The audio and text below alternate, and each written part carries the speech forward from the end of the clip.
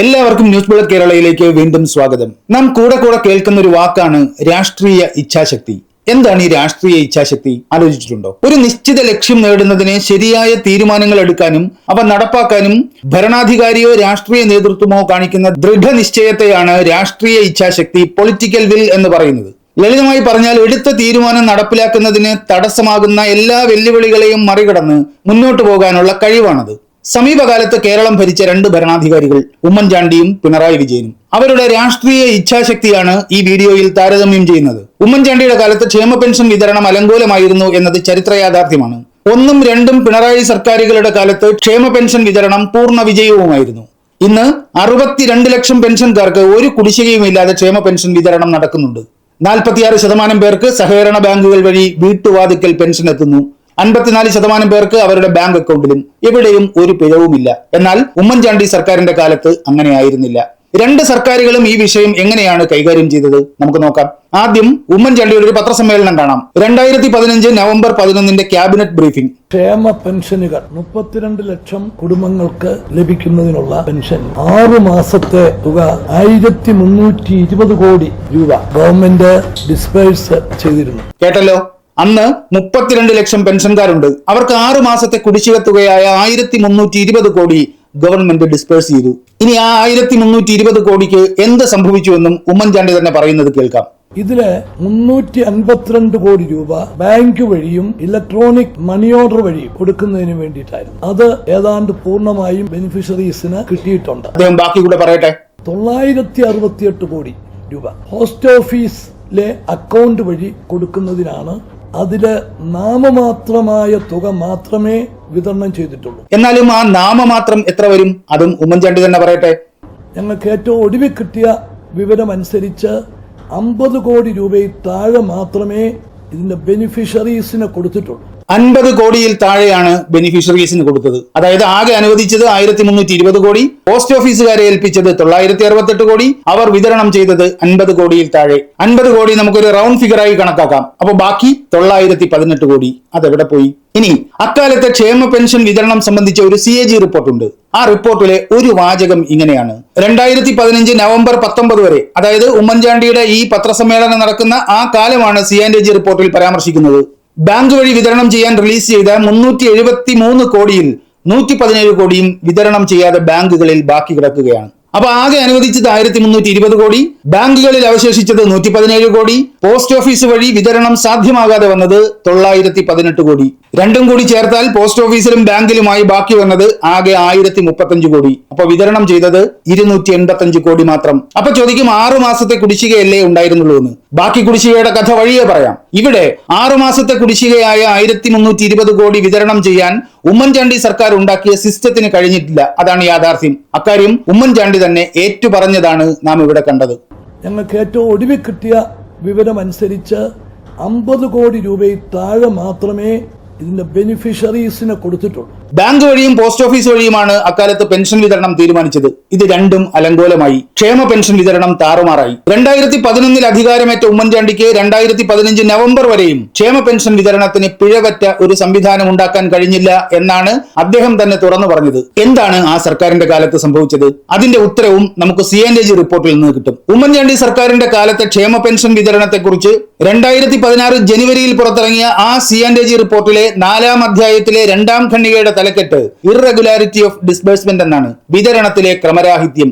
റിപ്പോർട്ടിന്റെ രത്ന ചുരുക്കം ഇങ്ങനെയാണ്: എല്ലാ മാസവും പെൻഷൻ വിതരണത്തിന് വിതരണ ഉദ്യോഗസ്ഥർക്ക്, ഡിസ്ബേഴ്സിംഗ് ഓഫീസർമാർക്ക് സംസ്ഥാന സർക്കാർ കൃത്യമായി ഫണ്ട് നൽകിയിരുന്നില്ല. ഓണം, പുതുവർഷം തുടങ്ങിയ ഉത്സവ കാലങ്ങളോടനുബന്ധിച്ച് വർഷത്തിൽ 3-4 ഗഡുക്കളായിട്ടാണ് സർക്കാർ സാധാരണയായി ഫണ്ട് അനുവദിച്ചത്. 32 തദ്ദേശ സ്ഥാപനങ്ങളിലാണ് അന്ന് CAGയുടെ ഓഡിറ്റ് നടന്നത്. ആകെ 1000-ൽ കൂടുതൽ തദ്ദേശ സ്ഥാപനങ്ങൾ ഉണ്ട് എന്ന് ഓർമ്മിക്കണം. അതിൽ 32 എണ്ണം മാത്രമാണ് CAG പരിശോധിച്ചത്. ആ ഓഡിറ്റ് സർവേയിൽ പങ്കെടുത്ത 93% ആളുകളും തങ്ങൾക്ക് കൃത്യമായി പെൻഷൻ ലഭിക്കുന്നില്ല എന്ന് തറപ്പിച്ചു പറഞ്ഞു. ഈ അവസ്ഥ എല്ലാ വാർഡുകളിലും നിലനിൽക്കുന്നുണ്ട്.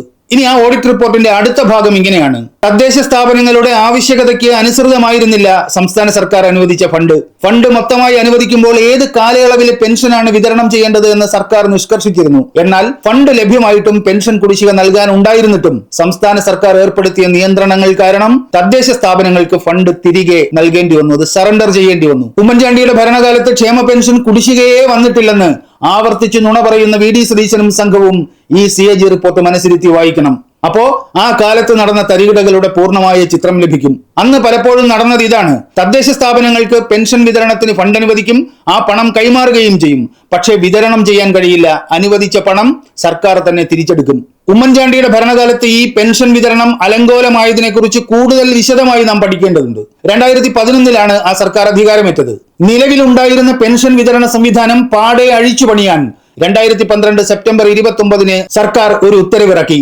ധനവകുപ്പ് തദ്ദേശ സ്ഥാപനങ്ങൾക്ക് നേരിട്ട് പെൻഷൻ ഫണ്ട് കൈമാറും, അതായിരുന്നു ഉത്തരവ്. ഈ സംവിധാനം കൊണ്ടുവരാൻ ഒരു കാരണമുണ്ട്.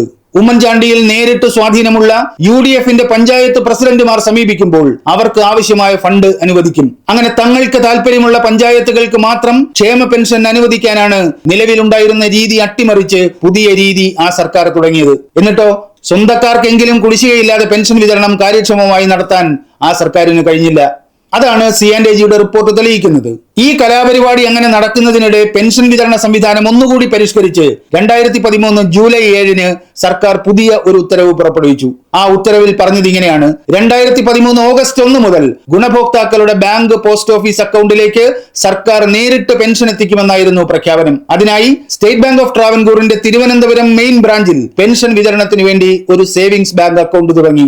Account number SB 672345150304. പഞ്ചായത്ത് ഡയറക്ടറുടെ പേരിൽ ഈ SB അക്കൗണ്ട് തുടങ്ങിയത് 2013 ജൂലൈ 22 ഈ അക്കൗണ്ടിലെ 2013 ഓഗസ്റ്റ് 1 മുതൽ 2014 ഡിസംബർ 31 വരെയുള്ള സ്റ്റേറ്റ്മെന്റ് ആണ് സ്ക്രീനിൽ കാണുന്നത്. ടോട്ടൽ ക്രെഡിറ്റ് 734 രൂപ, ടോട്ടൽ ഡെബിറ്റ് 1581 രൂപ. അക്കൗണ്ടിൽ അത്രയേ ഉള്ളൂ. അപ്പൊ 2013 ഓഗസ്റ്റ് 1 മുതൽ 2014 ഡിസംബർ 31 വരെ ഈ അക്കൗണ്ട് വഴി 1 രൂപ പോലും ക്ഷേമ പെൻഷൻ വിതരണം നടന്നിട്ടില്ല. എത്ര മാസം വരും ആ കുടിശ്ശിക? 2013 5 മാസം, 2014 12 മാസം, ആകെ 17 മാസം കുടിശ്ശിക. ഇതിനിടയിൽ മറ്റൊരു സംഭവം നടന്നു. 2014 ഓഗസ്റ്റ് 21 ഉമ്മൻചാണ്ടി നടത്തിയ മറ്റൊരു പത്രസമ്മേളനം കാണാം. എല്ലാ സാമൂഹ്യ ക്ഷേമ പെൻഷനുകളും കുടിശ്ശിക സഹിതം ഓണത്തിന് മുമ്പ് കൊടുക്കാനായിട്ട് തീരുമാനിച്ചു. ഇത് സംബന്ധിച്ച ഉത്തരവ് ഉടൻ പുറപ്പെടുവിക്കും. അടുത്ത ആഴ്ച ആവശ്യമായ ഫണ്ട് റിലീസ് ചെയ്യും. ഏതാണ്ട് 700 കോടിയിൽ പരം രൂപയാണ് എല്ലാ പെൻഷനുകൾക്കും കൂടി ആവശ്യമായി വരുന്നത്. 2014 പെൻഷൻ ഓണത്തിന് മുമ്പ് കൊടുക്കാൻ 700 കോടി രൂപ ഉടൻ അനുവദിക്കുമെന്നാണ് ഉമ്മൻചാണ്ടി പത്രസമ്മേളനത്തിൽ പറഞ്ഞത്. ഓർക്കുക, 2014 ഓഗസ്റ്റ് 21 ഉമ്മൻചാണ്ടിയുടെ ഈ പ്രഖ്യാപനം. എന്നാൽ 2014 ഡിസംബർ 31 വരെ പെൻഷൻ വിതരണത്തിന് വേണ്ടി ആരംഭിച്ച അക്കൗണ്ടിൽ ഈ 700 കോടി വന്നിട്ടേയില്ല. ടോട്ടൽ ക്രെഡിറ്റ് വെറും 734 രൂപ മാത്രം. ഇനി 2015 ജനുവരി 1 മുതൽ മാർച്ച് 31 വരെയുള്ള സ്റ്റേറ്റ്മെന്റ് നോക്കൂ. 1 രൂപയും പെൻഷൻ വിതരണത്തിന് നിക്ഷേപിച്ചിട്ടില്ല. അപ്പൊ ഇതുവരെ എത്ര മാസം കുടിശ്ശികയായി? 2014 ഡിസംബർ വരെ 17 മാസം, 2015 മാർച്ച് വരെ 3 മാസം, അങ്ങനെ കുടിശ്ശിക 20 മാസം. അക്കൊല്ലം ഏപ്രിലിലും ഒരു തുകയും ഈ അക്കൗണ്ടിൽ വന്നിട്ടില്ല. അപ്പൊ കുടിശ്ശിക 21 മാസം. 21 മാസം പെൻഷൻ കുടിശ്ശികയുള്ളപ്പോൾ വലിയൊരു തുക ഈ അക്കൗണ്ടിൽ ക്രെഡിറ്റ് ചെയ്യപ്പെട്ടു. 2015 മെയ് 16 2,98,78,752 രൂപ. ഇനി പറയുന്നത് ആ തുകയുടെ വിശേഷമാണ്. സ്ക്രീനിൽ കാണുന്ന ഉത്തരവ് നോക്കൂ. തിരുവനന്തപുരം ജില്ലയിലെ മാത്രം പെൻഷൻ ഗുണഭോക്താക്കൾക്ക് വിതരണം ചെയ്യാൻ 23,71,64,744 രൂപ അനുവദിച്ച് 2015 മെയ് 13 ഇറക്കിയ ഉത്തരവാണ്. ഈ ഉത്തരവിന്റെ തുടർച്ചയായിട്ടാണ് 2015 മെയ് 16 ബാങ്കിൽ 2 കോടിയിലധികം രൂപ നിക്ഷേപിച്ചത്. ഓർക്കുക, സംസ്ഥാനത്ത് അന്ന് 32 ലക്ഷം പെൻഷൻകാരുണ്ട്. ഒരു മാസത്തെ പെൻഷൻ വിതരണത്തിന് അന്ന് വേണ്ടിയിരുന്നത് 185,761,658 രൂപയാണ്. 2015 മെയ് വരെ ഉണ്ടായിരുന്നത് 21 മാസത്തെ കുടിശ്ശിക. ആ കുടിശ്ശിക തീർക്കാൻ വേണ്ടത് 3,887 കോടി രൂപ. അനുവദിച്ചത് തിരുവനന്തപുരം ജില്ലയ്ക്ക് മാത്രം 23 കോടി. വിതരണം ചെയ്യാൻ ബാങ്കിലെത്തിയത് 3 കോടിയിൽ താഴെ. ബാക്കി 21 കോടി എവിടെ പോയി? ഉമ്മൻചാണ്ടി ഭരിച്ച ആ ഇരുണ്ട കാലത്ത് നടന്ന തരികിടയുടെ ഒരു സാമ്പിളാണിത്. ഇനി തിരുവനന്തപുരം ഒഴികെ ബാക്കി ജില്ലകളിലെ പെൻഷൻ വിതരണത്തിന് 161,35 ലക്ഷം രൂപ 2015 ജൂലൈ 1 അനുവദിച്ചു. ദോഷം പറയരുതല്ലോ, ആ തുക 2015 ജൂലൈ 6 ഈ അക്കൗണ്ടിൽ വന്നിട്ടുണ്ട്. അപ്പൊ നോക്കൂ, 2013 ജൂലൈ 22 ഈ അക്കൗണ്ട് ആരംഭിച്ചത്. ആ അക്കൗണ്ടിൽ ഒരു മേജർ എമൗണ്ട് ഡിപ്പോസിറ്റ് ചെയ്യപ്പെട്ടത് 2015 ജൂലൈ 6 മാത്രമാണ്. അതുവരെ എത്ര മാസം കുടിശ്ശികയുണ്ട്? 2015 ഏപ്രിൽ വരെ 21 മാസം കുടിശ്ശിക, മെയ് ജൂൺ കൂടിയായപ്പോൾ 23 മാസം കുടിശ്ശിക. അത്രയും കുടിശ്ശികയുള്ളപ്പോഴാണ് ജൂലൈ മാസത്തിൽ തിരുവനന്തപുരം ജില്ല ഒഴികെയുള്ള പെൻഷൻകാർക്ക് ഒരു മാസത്തെ പെൻഷൻ തുക ബാങ്കിലിട്ടത്. 23 മാസത്തെ പെൻഷൻ കുടിശ്ശിക തുക എത്ര വരും? 4257 കോടി. അനുവദിച്ചത് എത്ര? തിരുവനന്തപുരം ജില്ലയ്ക്ക് മാത്രം 2 കോടി, ബാക്കി ജില്ലകൾക്ക് 161 കോടി. 4257 കോടി വേണ്ടെടുത്ത് അനുവദിച്ചത് വെറും 163 കോടി മാത്രം. ഇനി ഈ സ്റ്റേറ്റ്മെന്റ് നോക്കിയാൽ നമുക്ക് വേറൊരു പ്രതിഭാസം കാണാം. സ്ക്രീനിൽ നോക്കൂ, 800 രൂപ നിരനിരയായി ക്രെഡിറ്റ് രേഖപ്പെടുത്തിയിരിക്കുന്നു. അതിന്റെ ഡിസ്ക്രിപ്ഷൻ നോക്കൂ, അക്കൗണ്ട് അൺഅവൈലബിൾ. 600, 800, 1100 ഒക്കെയായി കൊടുത്ത തുക അങ്ങനെ തിരിച്ചു പ്രവഹിക്കുകയാണ്. അപ്പൊ നാമമാത്രമായ പെൻഷൻ തുക സർക്കാർ അക്കൗണ്ടിൽ നിക്ഷേപിക്കുന്നു. അത് വിതരണം ചെയ്യുമ്പോൾ അക്കൗണ്ട് അൺഅവൈലബിൾ എന്ന് കാണിച്ച് മടങ്ങി വരുന്നു. ഇതായിരുന്നു ആ കാലത്തെ സ്ഥിതി. ഇങ്ങനെ ബാങ്ക് വഴിയും പോസ്റ്റ് ഓഫീസ് വഴിയും പെൻഷൻ വിതരണം ചെയ്യാൻ ഏർപ്പെടുത്തിയ സംവിധാനം അമ്പേ താറുമാറായി കിടക്കുമ്പോഴാണ് 6 മാസത്തെ കുടിശ്ശികയായ 1320 കോടി ഇതേ സംവിധാനത്തിലൂടെ വിതരണം ചെയ്യാൻ ഉമ്മൻചാണ്ടി തീരുമാനിച്ചത്. 32 ലക്ഷം കുടുംബങ്ങൾക്ക് 6 മാസത്തെ തുക 1320 കോടി രൂപ ഗവൺമെന്റ് ഡിസ്പേഴ്സ് ചെയ്തിരുന്നു. എന്നിട്ടോ വിതരണം സാധ്യമായത് വെറും 285 കോടി മാത്രം. 2011 അധികാരമേറ്റ ഉമ്മൻചാണ്ടി സർക്കാർ ക്ഷേമ പെൻഷൻ വിതരണത്തിൽ ഏർപ്പെടുത്തിയ സംവിധാനം വിജയിപ്പിക്കാൻ അവർക്ക് കഴിഞ്ഞിട്ടില്ല. ആ സർക്കാർ ആദ്യം കൊണ്ടുവന്നത് ധനവകുപ്പ്, തദ്ദേശ സ്വയംഭരണ സ്ഥാപനങ്ങൾ നേരിട്ട് ഫണ്ട് കൈമാറുന്ന സംവിധാനമാണ്. അതൊരു തരികിടയായിരുന്നുവെന്ന് CAG റിപ്പോർട്ട് തെളിയിച്ചു. രണ്ടാമത് ബാങ്ക് അക്കൗണ്ട് വഴിയും പോസ്റ്റ് ഓഫീസ് വഴിയും ഗുണഭോക്താക്കൾക്ക് നേരിട്ട് പെൻഷൻ വിതരണം ചെയ്യാൻ തീരുമാനിച്ചു. അതും അമ്പേ അലങ്കോലമായെന്ന് സാക്ഷാൽ ഉമ്മൻചാണ്ടിക്ക് തന്നെ സമ്മതിക്കേണ്ടി വന്നു. ഞങ്ങൾക്ക് ഏറ്റവും ഒടുവിൽ കിട്ടിയ വിവരമനുസരിച്ച് 50 കോടി രൂപയിൽ താഴെ മാത്രമേ ഇതിന്റെ ബെനിഫിഷ്യറീസിനെ കൊടുത്തിട്ടുള്ളൂ. നേരത്തെ പറഞ്ഞു, അന്ന് 32 ലക്ഷം പേർക്കാണ് പെൻഷൻ നൽകിയിരുന്നത്. ഇന്നത് 62 ലക്ഷമായി. ഈ വസ്തുതകളിൽ നിന്ന് നാം എന്താണ് മനസ്സിലാക്കേണ്ടത്? 32 ലക്ഷം പേർക്ക് കുടിശ്ശികയില്ലാതെ പെൻഷൻ അനുവദിക്കുന്ന കാര്യത്തിലോ ആ അനുവദിച്ച തുക എല്ലാ ഗുണഭോക്താക്കളുടെയും കൈകളിൽ എത്തിക്കുന്നതിനോ ഫലപ്രദമായ ഒരു സംവിധാനം ഉണ്ടാക്കാൻ ഉമ്മൻചാണ്ടി സർക്കാരിന് കഴിഞ്ഞില്ല. എന്നാൽ പിണറായി സർക്കാർ വന്നപ്പോഴോ ഇന്ന് 54% പേരും ബാങ്ക് അക്കൗണ്ട് വഴിയാണ് പെൻഷൻ വാങ്ങുന്നത്. ഒരു ബാങ്കിലും പണം ബാക്കി കിടക്കുന്നില്ല. 46% പേർക്കും പെൻഷൻ സഹകരണ ബാങ്ക് വഴി വീട്ടുപടിക്കൽ എത്തിക്കുന്നുണ്ട്. അവിടെയും വിതരണത്തിൽ പിഴവില്ല. ധനകാര്യ സെക്രട്ടറി തന്റെ ലാപ്ടോപ്പിൽ ഒരു ബട്ടൺ അമർത്തുമ്പോൾ എല്ലാ അക്കൗണ്ടുകളിലേക്കും പണം നിക്ഷേപിക്കുന്ന ഒരു സോഫ്റ്റ്വെയർ ആണ് ഒന്നാം പിണറായി സർക്കാർ ആദ്യം സജ്ജമാക്കിയത്. പിന്നെ പോസ്റ്റ് ഓഫീസിനെ പൂർണ്ണമായും ഒഴിവാക്കി സഹകരണ ബാങ്കുകളെ പെൻഷൻ വിതരണത്തിനുള്ള ചുമതല ഏൽപ്പിച്ചു. അതാണ് രാഷ്ട്രീയ ഇച്ഛാശക്തി. പെൻഷൻ വിതരണം കാര്യക്ഷമമായി നടക്കണമെന്ന ദൃഢനിശ്ചയം ഉമ്മൻചാണ്ടി സർക്കാരിന് ഉണ്ടായിരുന്നില്ല. പിണറായി സർക്കാരിന് ആ ദൃഢനിശ്ചയം ഉണ്ടായിരുന്നു. കുടിശ്ശികയില്ലാതെ പെൻഷൻ വിതരണം കാര്യക്ഷമമായി നടക്കണമെന്ന നിലപാട് ഉമ്മൻചാണ്ടിക്ക് വ്യക്തിപരമായോ കോൺഗ്രസിനോ UDF-നോ രാഷ്ട്രീയപരമായോ ഉണ്ടായിരുന്നില്ല. എന്നാൽ ഇത് രണ്ടും ഇടതുപക്ഷ സർക്കാരിന് ഉണ്ടായിരുന്നു. അതുകൊണ്ട് LDF സർക്കാരുകളുടെ കാലത്ത് ക്ഷേമ പെൻഷൻ തുകയിൽ കൃത്യമായ വർധനയുണ്ടായി. വർദ്ധിപ്പിച്ച പെൻഷൻ വിതരണത്തിന് ആവശ്യമായ തുക കൃത്യമായ ഇടവേളകളിൽ അനുവദിച്ചു.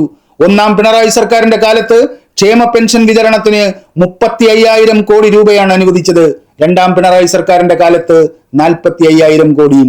ഒരു തവണ പോലും മുടങ്ങാതെ ഈ തുക അത്രയും ഗുണഭോക്താക്കൾക്ക് വിജയകരമായി വിതരണം ചെയ്യാനും പിണറായി സർക്കാരുകൾക്ക് കഴിഞ്ഞു. അതിന്റെ പേരാണ് രാഷ്ട്രീയ ഇച്ഛാശക്തി. അതുള്ളത് കൊണ്ട് ക്ഷേമ പെൻഷൻ വിതരണത്തിന് പിണറായി സർക്കാർ കൃത്യമായ ഒരു സംവിധാനം ഉണ്ടാക്കി. ആ രാഷ്ട്രീയ ഇച്ഛാശക്തി ഇല്ലാത്തത് കൊണ്ട് ഉമ്മൻചാണ്ടി സർക്കാരിന്റെ കാലത്ത് ക്ഷേമ പെൻഷൻ വിതരണം അലങ്കോലമായി. ഇതുപോലെ ഓരോ കാര്യത്തിലും കൃത്യമായി പ്രവർത്തിക്കുന്ന ഒരു സിസ്റ്റം ഉണ്ടാക്കാനാണ് 1ഉം 2ഉം പിണറായി സർക്കാരുകൾ തയ്യാറായത്. ആരോഗ്യ മേഖലയിലും വിദ്യാഭ്യാസ രംഗത്തും വ്യവസായ മേഖലയിലുമൊക്കെ കാര്യങ്ങൾ സിസ്റ്റമാറ്റിക് ആകുന്നതിന്റെ ഒട്ടേറെ ഉദാഹരണങ്ങൾ നമുക്ക് ചൂണ്ടിക്കാണിക്കാൻ കഴിയും. ഈ സർക്കാർ മാറി പകരം ഒരു UDF സർക്കാർ അധികാരമേൽക്കുക എന്ന് പറഞ്ഞാൽ ഈ സിസ്റ്റം അപ്പാടെ തകരുക എന്നാണ് അർത്ഥം. അതിന് നാം അനുവദിക്കാമോ? പ്രിയപ്പെട്ട സുഹൃത്തുക്കളെ, ന്യൂസ് ബുള്ളറ്റ് കേരള ചാനൽ ഇതുവരെ സബ്സ്ക്രൈബ് ചെയ്യാത്തവർ ഇപ്പോൾ തന്നെ ചാനൽ സബ്സ്ക്രൈബ് ചെയ്യണമെന്ന് അഭ്യർത്ഥിക്കുന്നു. അതുപോലെ പ്രതിമാസം 100 രൂപ സാമ്പത്തിക സഹായം നൽകാൻ സന്മനസ്സുള്ളവർ ndkerala.com എന്ന വെബ്സൈറ്റ് സന്ദർശിക്കണേ. 100 രൂപയിൽ കൂടുതൽ സഹായിക്കാൻ സന്മനസ്സുള്ളവർ 7999493388 എന്ന ഗൂഗിൾ പേ നമ്പറിലേക്ക് നിങ്ങളുടെ സംഭാവനകൾ അയക്കുക. അടുത്ത വീഡിയോയുമായി വീണ്ടും കാണാം. നന്ദി, നല്ല നമസ്കാരം.